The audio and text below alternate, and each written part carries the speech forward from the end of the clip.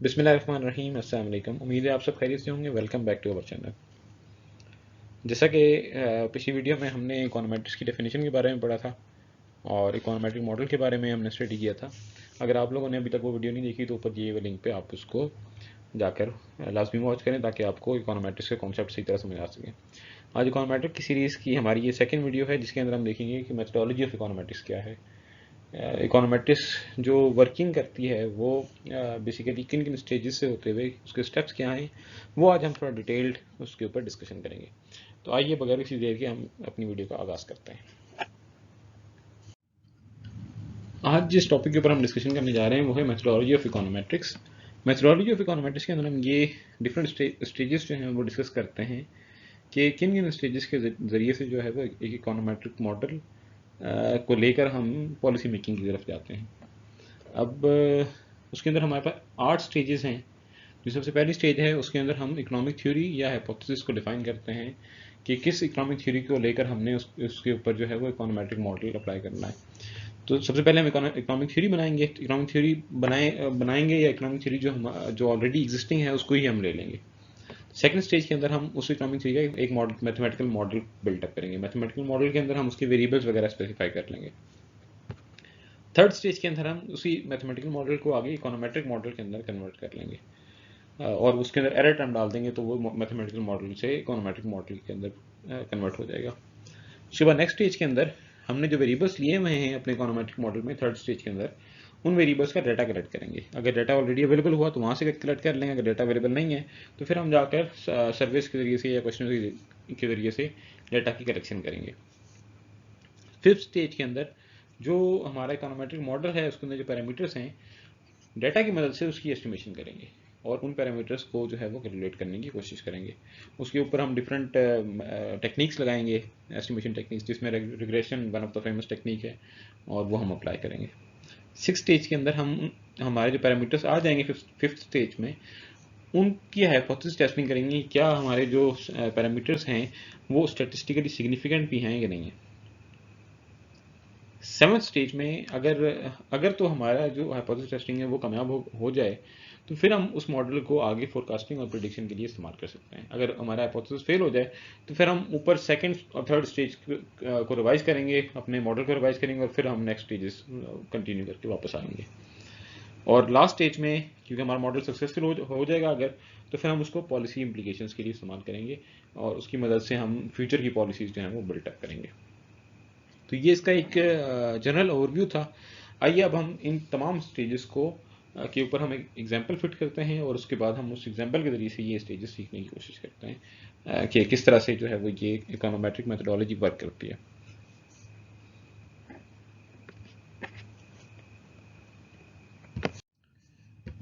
हम जो एग्जांपल अपने इकोनोमेट्रिक मेथडोलॉजी के लिए इस्तेमाल कर रहे हैं वो केन्स का हम कंजम्पशन फंक्शन या केन्स थ्योरी ऑफ कंजम्पशन जो है उसको लेके चलेंगे।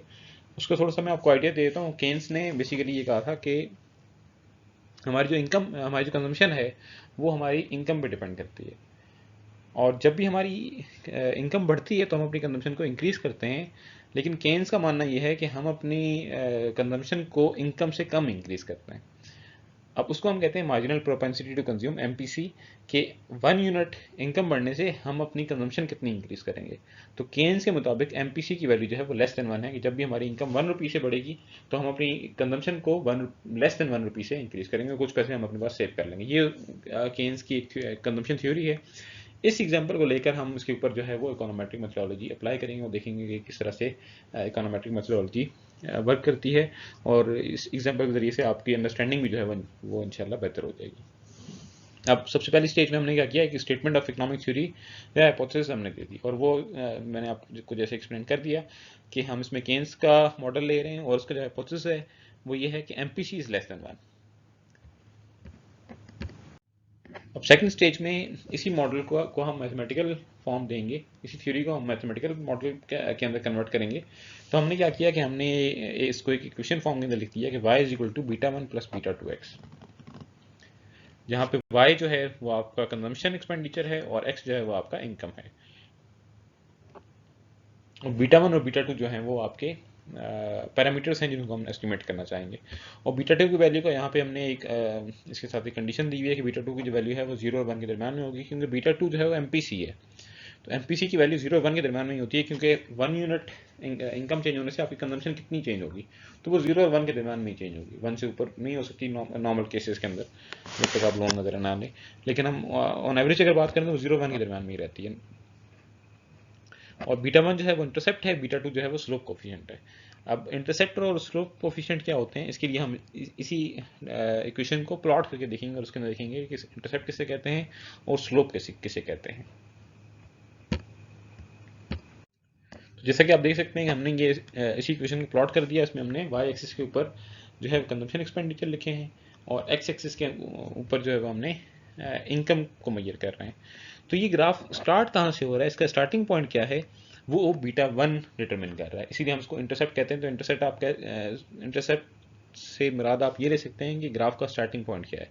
या आसान लफ्जों में अगर आप उस इक्वेशन को रिमाइंड करें तो जब अगर हम इनकम को 0 भी पुट कर दें तो हमारा आंसर फिर भी जो है वो बीटा वन आएगा। 0 इनकम के ऊपर आपकी कंजम्पशन कितनी है, तो आप गौर कर सकते हैं कि 0 इनकम के ऊपर आपकी कंजम्पशन जो है वो बीटा वन है, क्योंकि अगर इनकम 0 हो जाए तब भी आप कुछ ना कुछ जो है वो कंज्यूम करेंगे। ऐसा नहीं है कि आप खाना पीना छोड़ दें, बल्कि आप कुछ ना कुछ कंज्यूम करेंगे, तो ये आपका बीटा वन। और इसकी जो डायरेक्शन है, इसकी शेप क्या है, वो डिटरमिन होती है बीटा टू से, क्योंकि बीटा टू मल्टीप्लाई हो रहा है आगे एक्स के साथ। तो बीटा टू को इसलिए हम स्लोप वेरिएबल कहते हैं, क्योंकि ये इस ग्राफ का स्लोप जो है वो डिटरमिन करता है। अब थर्ड स्टेज के अंदर हमने क्या किया कि इसी मैथमेटिकल मॉडल को हमने इकोनोमेट्रिक मॉडल में कन्वर्ट कर लिया। किस तरह कन्वर्ट किया कि हमने सिंपल यहाँ पे एक u प्लस यू हमने ऐड कर दिया। ये जो u है ये एरर टर्म है, और एरर टर्म हमने क्यों ऐड की है, क्योंकि हमने ये अज्यूम किया है कि हमारा जो कंजम्पशन है वो इनकम के ऊपर डिपेंड कर रहा है। लेकिन इन रियलिटी जो वेरिएशन इन कंजम्पशन है वो तमाम की तमाम वेरिएशन सिर्फ और सिर्फ जो है वो इनकम की वजह से नहीं आती, बल्कि अदर फैक्टर्स भी जो हैं वो हमारी कंजम्पशन को इफेक्ट कर रहे होते हैं। जैसे आपका फैमिली साइज क्या है, आपका फैमिली रिलीजन क्या है, आप किस एरिया के अंदर रहते हैं, आपके फ्रेंड्स किस तरह के हैं, और भी इस तरह के जो डिफरेंट फैक्टर्स हैं वो भी आपकी कंजम्पशन को इफेक्ट कर रहे होते हैं। लेकिन हमने वो तमाम फैक्टर्स जो हैं वो नहीं लिए, इसलिए हम क्या करते हैं कि साथ एक एरर टर्म को ऐड कर देते हैं, ताकि उन तमाम फैक्टर्स का जो इफेक्ट है वो इस एरर टर्म के अंदर कैप्चर हो जाए।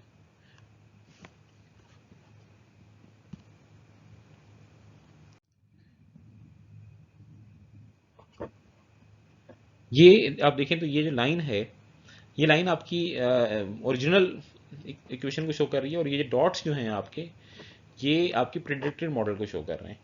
तो इस लाइन में और इस डॉट्स में जो डिफरेंस है वो बेसिकली आपके एरर टर्म को शो कर रहा है कि आप अपनी ओरिजिनल वैल्यू से कितना डेविएट हुए हैं, वो आपके एरर टर्म उसको शो कर रहा है। फिर फोर्थ स्टेज में हम क्या करेंगे कि हम डाटा को ऑब्टेन करेंगे। अब हमने जिस तरह ये मॉडल बनाया, तो इस मॉडल में आपके सामने है कि हमारे पास दो वेरिएबल्स डिफाइन हो गए। एक जो वेरिएबल है वो हमारा कंजम्पशन है, और एक वेरिएबल हमारा क्या है, इनकम है। तो हम क्या करेंगे कि इनकम का और कंजम्पशन का डाटा कलेक्ट कर लेंगे। वो ऑलरेडी अगर किसी जगह पे हो, जिस तरह किसी सर्वे वगैरह से मिल जाए आपको, इकोनॉमिक सर्वे से या किसी वेबसाइट से मिल जाए, तो वहीं से कलेक्ट कर लेंगे। अगर अवेलेबल ना हुआ तो फिर हम उसको जाकर प्राइमरी डाटा कलेक्ट करेंगे। तो ये जो हमने डाटा कलेक्ट किया उसको हमने प्लॉट किया, तो इस तरह की एक लाइन हमारे सामने आ रही है, जो हमने एक हाइपोथेटिकल डाटा जो है वो पीछे टेबल में आपके सामने दिया हुआ था। नेक्स्ट स्टेज के अंदर हम क्या करेंगे, इसको हम एस्टिमेशन करेंगे। अब इसको एस्टिमेशन जो हम करेंगे उसके लिए हम रिग्रेशन एनालिसिस इस्तेमाल करेंगे।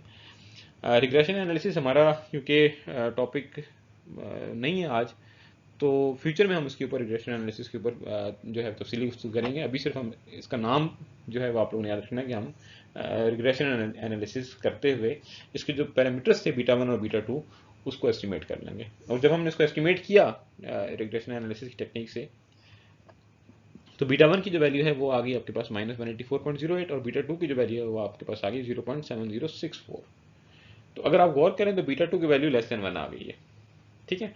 बट अब नेक्स्ट स्टेज के अंदर हम इसकी स्टैटिस्टिकली सिग्निफिकेंस देखेंगे कि क्या ये जो बीटा की वैल्यू है वो स्टैटिस्टिकल सिग्निफिकेंट भी है या नहीं है। तो उसके लिए हम अगली स्टेज की तरफ चलते हैं और उसमें हम हाइपोथेसिस टेस्टिंग करेंगे।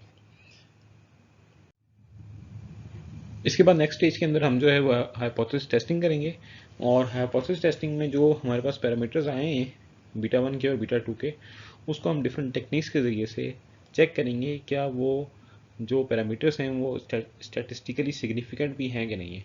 उसके लिए हम डिफरेंट टेक्निक्स इस्तेमाल करते हैं, T test, Z test, P values वगैरह, और उसके ज़रिए से हम जो है वो हाइपोथेसिस टेस्टिंग करते हैं। इसका डिटेल्ड जो ओवरव्यू है हाइपोथेसिस टेस्टिंग, उसके लिए हम सेपरेट एक वीडियो बनाएंगे और उसमें उसको सीखेंगे। अभी फ़िलहाल हम क्योंकि एक स्टेज पढ़ रहे हैं तो हम ज़्यादा इसके ऊपर डिस्कशन नहीं करेंगे, बस हम ये है कि जो पैरामीटर्स हैं उसकी स्टैटिस्टिकल सिग्निफिकेंस जो है वो हाइपोथेसिस टेस्टिंग के जरिए चेक करेंगे। और अगर हमारा जो पैरामीटर्स हैं वो स्टैटिस्टिकली सिग्निफिकेंट हुए तो फिर हम नेक्स्ट स्टेज पे जाएंगे। अगर वो इनसिग्निफिकेंट हुए, इनसिग्निफिकेंट का मतलब ये है कि हमारी जो कंजम्पशन है वो इनकम पर डिपेंड ही नहीं कर रही, तो फिर हम क्या करेंगे कि हम स्टेज 2 पे वापस जाएंगे और अपने मॉडल को दोबारा से रीबिल्ड करने की कोशिश करेंगे। उसके बाद अगर तो हमारे पैरामीटर स्टैटिस्टिकली सिग्निफिकेंट आ जाएं तो इसका मतलब यह है कि हमारा मॉडल हमने ठीक बनाया है, फिर हम उस मॉडल को फ्यूचर की प्रोडिक्शन के लिए इस्तेमाल कर सकते हैं। अब वो किस तरह से कर सकते हैं, क्योंकि आपके पास कंप्लीट इक्वेशन आ गई तो यहाँ पे आप एक्स की जो भी वैल्यू डालेंगे वो वैल्यू उससे आपकी वाई की वैल्यू जो है वो आ जाएगी। मतलब आप इनकम की जो भी वैल्यू पुट करेंगे उससे आपकी कंजम्पशन की एग्जैक्ट वैल्यू आ जाएगी, एस्टिमेटेड वैल्यू। तो हमने यहाँ पे 1997 के लिए इनकम हम एस्टिमेट कर रहे हैं, तो हमारे मुताबिक जो इक्वेशन है उसमें हमने इनकम की वैल्यू डाल दी 7269.8 और उससे हमारी कंजम्पशन की वैल्यू आ जाएगी 4951.3। अब ये एस्टिमेटेड वैल्यू है जो हमने अपने मॉडल से निकाली है। अब यहाँ पे छोटी सी एक और टर्म मैं आपको समझा देता हूँ, उसको हम कहते हैं फोरकास्टिंग एरर। अब इन रियलिटी अगर आपकी वैल्यू जो है वो 1997 में 4913.5 थी एक्चुअल वैल्यू, बट हमारे मॉडल ने जो एस्टिमेट की है वो 4951.3 है, तो उसका मतलब क्या है कि हमारा 37.82 बिलियन डॉलर्स का गैप आया है एस्टिमेटेड में और एक्चुअल में। इस गैप को हम फोरकास्टिंग एरर कहते हैं, और इसकी अगर हम परसेंटेज निकालें तो वो तकरीबन 0.76% जो है वो हमारा एरर आया है। तो 0.76 का मतलब है कि हम अपने ओरिजिनल वैल्यूज के काफ़ी हद तक करीब करीब हैं, तो हमने एक अच्छा मॉडल बिल्ड कर लिया है। उसके बाद हम 8th स्टेज के अंदर जो है वो क्या करते हैं, इसी मॉडल को फिर फ्यूचर पॉलिसीज़ के लिए इस्तेमाल करते हैं। अब उसमें डिफरेंट किस्म की फ्यूचर पॉलिसीज़ हो सकती हैं, जैसे आपने टैक्स लगाना है तो कितना टैक्स लगाना चाहिए कि लोगों की इनकम जो है वो इतनी ज़्यादा इफेक्ट ना हो, ठीक है। तो वो इससे रेलिवेंट जितनी पॉलिसीज़ हैं वो आप लगा सकते हैं और उसको हम पॉलिसी पर्पजेस के लिए इस्तेमाल कर सकते हैं। तो ये थी हमारी आज की वीडियो।